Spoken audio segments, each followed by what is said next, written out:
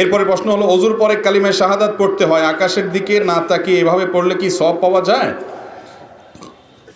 ওযু শেষ হওয়ার পর কেউ যদি কালিমায়ে শাহাদা পাঠ করে, আশহাদু আল্লা ইলাহা ইল্লাল্লাহু ওয়াহদাহু লা শারীকা লাহু ওয়া আশহাদু আন্না মুহাম্মাদান আবদুহু ওয়া রাসূলুহু, কেউ যদি কালিমায়ে শাহাদা পাঠ করে ওযু করার পর, এবং কোন কোন রিওয়ায়াতে একটা দোয়ার কথা আছে, আল্লাহুম্মা জাআলনি মিনাত তাওয়াবিন ওয়া জাআলনি মিনাল মুতাতাহহিরিন।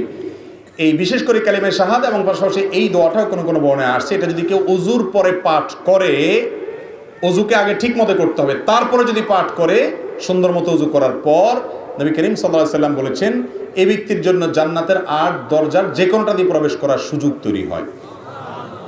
এই আমলটা অত্যন্ত গুরুত্বপূর্ণ একটা আমল, কিন্তু আগে ইসবাগে ওযু করতে হবে। ওযুর ক্ষেত্রে সমস্ত হাদিসগুলো দেখলে দেখা যায় নবী করিম সাল্লাল্লাহু আলাইহি সাল্লাম ওযুকে ইসবাগ করতে বলেছেন, অর্থাৎ ওযুকে পরিপূর্ণ করতে বলেছেন।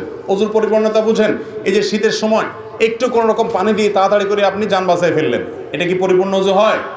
ভালো করে ডলতে হয়, ভালো করে ডলতে হয়। ওয়াইলুল আকাব মিনান নার, পায়ের গিড়াগুলো গোড়ালিগুলো শুকনা থাকে, এবং বিশেষ করে শীতের সময় ত্বকের যত্ন নিতে হয়, যেরকম ওযুরও যত্ন নিতে হয়। নবী করিম সাল্লাল্লাহু আলাইহি সাল্লাম এগুলোকে জাহান্নামের আগুন থেকে বাঁচাতে বলেছেন, অর্থাৎ ভালো করে ডলতে বলেছেন। এর মাধ্যমে আপনি ওযুকে পরিপূর্ণভাবে করলেন, বিসমিল্লাহ বলে করলেন। ওযুর সাথে মেসওয়াক করা, এটা একটা গুরুত্বপূর্ণ সুন্নাহ। আজকাল এই সুন্নাহ হারিয়ে গেছে। মেসওয়াক আমাদের পকেটে আছে, বেশিরভাগ মানুষের নাই। তো যাই হোক, ওযুকে যদি আপনি যথাযথভাবে করেন, সমস্ত সুন্নাতগুলো মেনে করেন, এরপরে কালিমায়ে শাহাদা পাঠ করেন, এই ফজিলত পাওয়া যাবে। এখন কথা হলো আকাশের দিকে তাকাতে হবে কিনা। তাকানোর ব্যাপারে কয়েকটা বর্ণনা পাওয়া যায়। বেশিরভাগ বর্ণনাতে তাকানোর শর্ত নাই। কোন কোন বর্ণনায় আকাশের দিকে তাকিয়ে এই কালিমায়ে শাহাদা পাঠ করার কথাও বর্ণিত আছে। আর সেই কারণে আপনি কালিমায়ে শাহাদা যদি আকাশের দিকে তাকিয়ে পাঠ করেন, ইনশাআল্লাহ বিইذনিল্লাহ এই ফজিলত আপনি হাসিল করবেন। আল্লাহু আ'লাম।